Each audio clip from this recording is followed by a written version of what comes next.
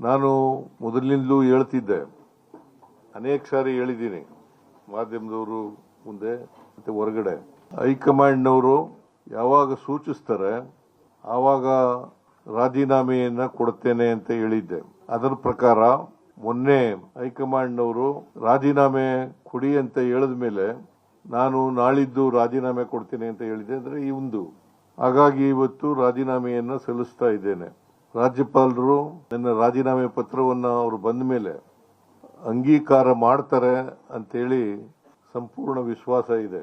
ನಾನು ಮೊದಲಿನಿಂದಲೂ ಹೇಳ್ತಿದ್ದೆ, ಅನೇಕ ಸಾರಿ ಹೇಳಿದ್ದೀನಿ ಮಾಧ್ಯಮದವರು ಮುಂದೆ ಮತ್ತೆ ಹೊರಗಡೆ. ಹೈಕಮಾಂಡ್ನವರು ಯಾವಾಗ ಸೂಚಿಸ್ತಾರೆ ಆವಾಗ ರಾಜೀನಾಮೆಯನ್ನ ಕೊಡ್ತೇನೆ ಅಂತ ಹೇಳಿದ್ದೆ. ಅದರ ಪ್ರಕಾರ ಮೊನ್ನೆ ಹೈಕಮಾಂಡ್ನವರು ರಾಜೀನಾಮೆ ಕೊಡಿ ಅಂತ ಹೇಳಿದ ಮೇಲೆ ನಾನು ನಾಳಿದ್ದು ರಾಜೀನಾಮೆ ಕೊಡ್ತೇನೆ ಅಂತ ಹೇಳಿದೆ. ಅಂದ್ರೆ ಈ ಒಂದು ಹಾಗಾಗಿ ಇವತ್ತು ರಾಜೀನಾಮೆಯನ್ನ ಸಲ್ಲಿಸ್ತಾ ಇದ್ದೇನೆ.